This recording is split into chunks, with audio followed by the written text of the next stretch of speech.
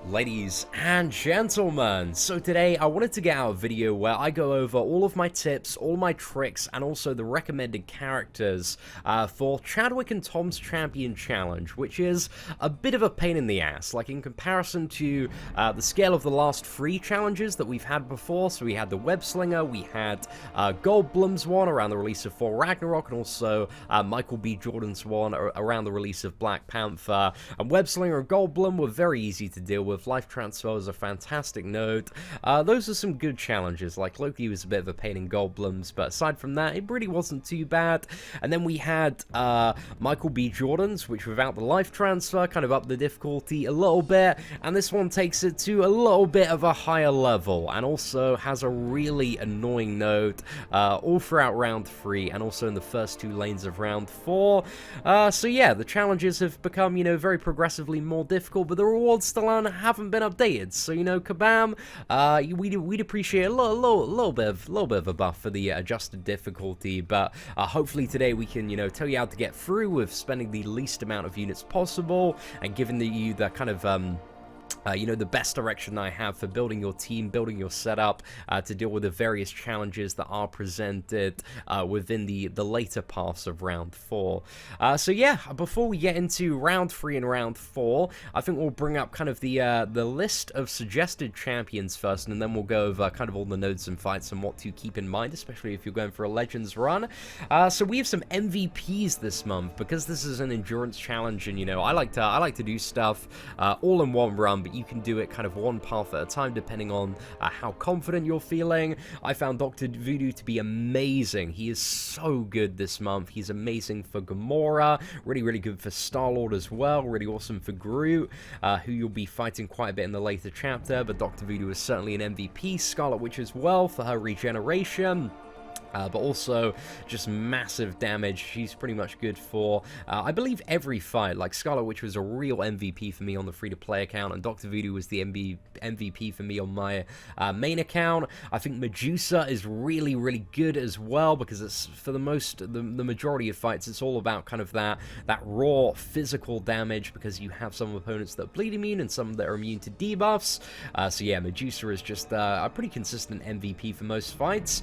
Magic is quite useful for fighting Groot, and also potentially for Star-Lord as well, if you have some good intercepts. Hyperion's just great for the damage, very similar to Medusa. Same with Spider-Man Stark Enhanced, same with Star-Lord. I think Morningstar as well is potentially an MVP for this month's challenge, because one of the things that you're going to see is that, yeah, if you take any blocked hits in the final chapter, it's going to hurt quite a lot, and with Morningstar, you can ramp up, you can capture the first 5 souls in the very easy lane, and then you've got like 50% perfect block chance, you've got the regeneration, and you're going to have some really nice damage as well, and also the ability to cut through Groot. So I think this particular challenge, Morningstar, really shines. So if you do have stacked Morningstar, it's going to be a very good time. Also, Killmonger, very useful for the Stark Enhanced Spider-Man, because his evade sucks. I got wrecked by it on my free-to-play account, and there is the what was it? I've heard a lot of people say use a Cosmic Champion against Stark Enhanced Spider-Man, and that does disable his ability to evade special attacks, but it doesn't disable his basic evade. So yeah, you still have to deal with that 10% evade while he's under 50% health. But yeah, Killmonger, if you time it well, man, you are, getting the true strike, ignoring those evades. Not a bad time at all. Blade as well is okay for a lot of fights. He's not really too insane, because everybody's a hero apart from Thanos, and Thanos is super easy to fight when you know how. So yeah, Blade's okay this month. He's got some alright damage, but his ability to regenerate and sustain is always an attractive thing about the character. Luke Cage as well, quite useful for some of the fights if you're taking it slow. Again, kind of that raw physical damage coming out of him. Void is very good for the Ironman, and a few of the fights as well in general, because there's quite a good amount of time to ramp up, but especially the Ironman Void can be very beneficial for. And then we just have 4 more characters which have some pretty good damage. We've got Red Hulk, Angela, Drax, and Hela, but I've left out a lot of champions that rely heavily on bleed, because again, there are quite a few scenarios where bleed is just not really relevant, or not really going to do too much. But there are scenarios where, you know, various fights you can bring them in, but it's really all about kind of those raw physical damage champions for the most part, if you want to get the most bang for your buck in terms of your team setup. But anyway, let's have a quick gloss over round 3 and show you guys what to expect in this one, because this is a super fun node, and I've seen some people be a little bit puzzled by it, but essentially you've proved yourself, so the defender is indestructible as long as the attacker's combo meter is below 15. So yeah, unless you have above 15 on your, or 15 or above on your combo meter, the opponent is going to be completely immune to all forms of damage. To the best of my knowledge, there is no way around this at the moment. People have tried out Mephisto, ability accuracy reduction, but yeah, it just does not work at all. So something to keep in mind for your Legends runs, they are going to be a little bit slower, because this is on every single fight. But for this chapter, for getting through it really quickly, if you are looking to go for a Legends run, I found Blade to be really quite good for this, just because you get to 15 hits, you're at your special 2, you fire the special 2 off. If you got a 5-star Blade, they are dead after that special 2. But yeah, that node is super annoying, and once you get through chapter 3, you might be thinking, damn, Seatin, I'm glad that chapter's over and we can move on to something else, but you still have to deal with that node for the first 2 lanes of chapter 4. So it's only the first 2 lanes that you need to deal with Prove Yourself being added into the mix, and then Prove Yourself is swapped for another node, which is even more fun, ladies and gentlemen, even more fun. So yeah, just keep that in mind. But we are going to go to talk about kind of the boss fights to the most difficult lane here, the final one, just up the top right. So this is what to expect from kind of the most challenging lane here, and pretty much all of the nodes, I believe, are fairly universal in terms of the general stuff that they have when it comes to every other lane in this specific chapter. So yeah, this is what to keep in mind for pretty much every time you're fighting, you know, a scaled down version of this character.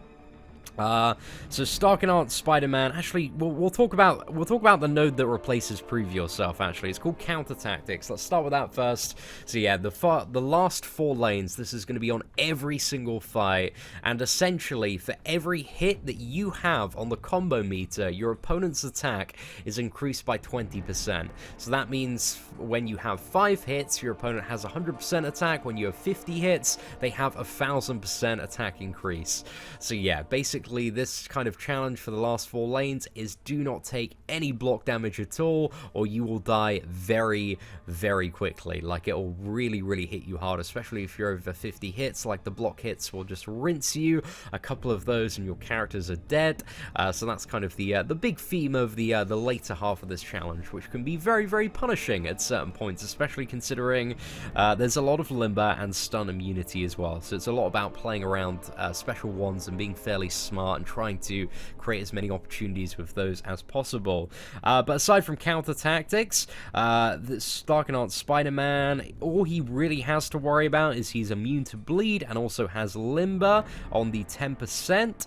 So that's not too bad, limber 10%. But again, just remember, after, you know, a few stuns, that parry timing is going to be incredibly fast. So just watch out for that on Starkanaut Spider-Man. But Starkanaut Spider-Man is just the character. You want to get to a special one, you want to bait that out, you want to rinse and repeat that, and hey, hopefully it shouldn't be too much of a bad time. But out of all the characters, when I did this challenge on my free-to-play, and I believe main account as well, I died to Starkanaut Spider-Man the most, because those evades, man, they can just catch you off some really awkward times. Now, we have an Ironman up next, fairly similar to the one that you saw in the Michael B. Jordan's challenge, but instead of, you know, gaining the regeneration stacks every 20 seconds, he's going to have trigger an arc overload.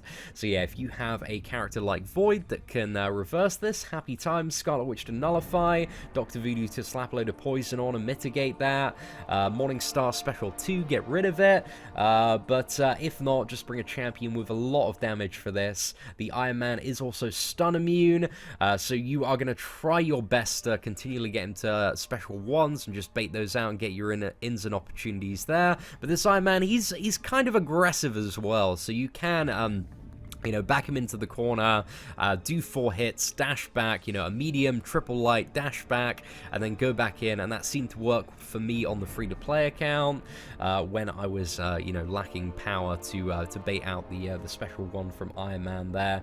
So yeah, he's a little bit of a pain in the ass, but I thought I was going to have a lot more trouble with him than I actually did. And next up, we have Gamora. So in terms of special stuff, she doesn't really have, unblockable special attacks is the stuff to look out for, but also a 20% limber as well, so you really want to try and bait out the special one as much as you can on Gamora. She also has a local crit node, which it counts as a buff, so if you are bringing a character like Dr. Voodoo, you can convert that into poison. If you're bringing Morningstar, you can hammer off the special 2 for additional damage there, but yeah, that's just some stuff to keep in mind. Like, it was so much fun fighting this Gamora every time with Voodoo, because, you use the special 1, you convert that crit into poison, and by the time you're at your special 1 again, the crit is just another free stack of poison. So that's really, really good. But Gamora is just bait the special 1, easy game, easy life. That pretty much is the tactic for every single character on this row. But Star-Lord, you need to be potentially a little bit aware of this dude. So he's got 100% power gain and also strike back as well. So Star-Lord, I found that the best tactic that worked for me is just bring a high damage character, getting 4 or 5 hits, just continually bait out the special 1, do that over and over again, because you are trying to avoid as much block damage as possible when it comes to fighting these characters. But yeah, don't worry about special attacks if you don't want to use them, but if you're confident evading the special 2 as well, that might be something to occasionally throw in. But yeah, just Star-Lord, you just want to get into a routine of just baiting out a special attack, going in for like a 4 or 5 combo, getting him to another special attack, rinse and repeat.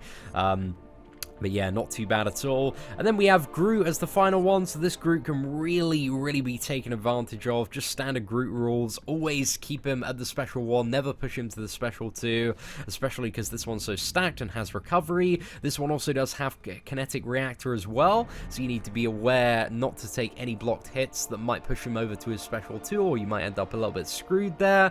But for Groot, you want to bring Magic, Morningstar, Dr. Voodoo, Mordo, just any character that is going to, utilize his debuffs and just absolutely rinse Groot is what you're aiming for there. And then finally, you have Thanos, who is completely immune to debuffs, has unblockable special 1, unblockable special 2, 100% increased power gain, but it's just bog standard Thanos, so it's just a very, very easy tactic of getting to the rhythm, of just baiting out a special 1. It's super, super easy to avoid, one of the slowest projectiles in the game. So yeah, that final Thanos is not too bad at all, but Thanos, you just want to bring a champion that has kind of a lot of damage on it, like Star-Lord seems to be one of those popular options. Stark-on Spider-Man works really, really well as well for this fight, but yeah, just any champion that doesn't rely on debuffs to deal damage is going to be your MVP kind of option for Thanos there. And also, if you have a stacked Blade plus Ghost Rider, you're going to be dealing quite a bit as well, but yeah, it really depends how you want to build your team for this challenge. But overall, this challenge, it can be a bit of a pain in the ass, a bit punishing if you get blocked hits, but it's still not too bad. It's not too bad. Again, in my opinion, it's a little bit more difficult than Michael B. Jordan's, and significantly more difficult than Web Slingers, and also the Goldblum challenge, but still, it's fairly manageable. But out of all the challenges, especially on the free-to-play account, man, this one really rinsed my revives when it came to Stark-on Spider-Man. But again, an option that you can play through this challenge is you don't need to do it all in one big, long, ambitious run. You can take it one path at a time, especially if you're kind of like me and you find fighting Thanos really, really easy for the most part, and maybe your problem is dying on paths from a little bit too much block damage. So yeah, just kind of figure out what's going to work best for you and try to utilize that tactic. But I did a full run through just in one on both my main account and free-to-play account. But yeah, ladies and gentlemen, hopefully this tips and tricks video for the Chadwick and Tom's challenge helped you out a little bit, helped give you maybe some additional pro tips, a little bit of additional direction. If you have any additional tips that we have missed out on this video, ladies and gentlemen, leave them in the comments section below. That'd be greatly appreciated. Apart from that, thank you very much for watching. I do appreciate it. If you did enjoy the video, feel free to smash that like button. That would also be greatly appreciated. But apart from that, ladies and gentlemen, you take care of yourselves, and I hope that you have an absolutely fantastic day.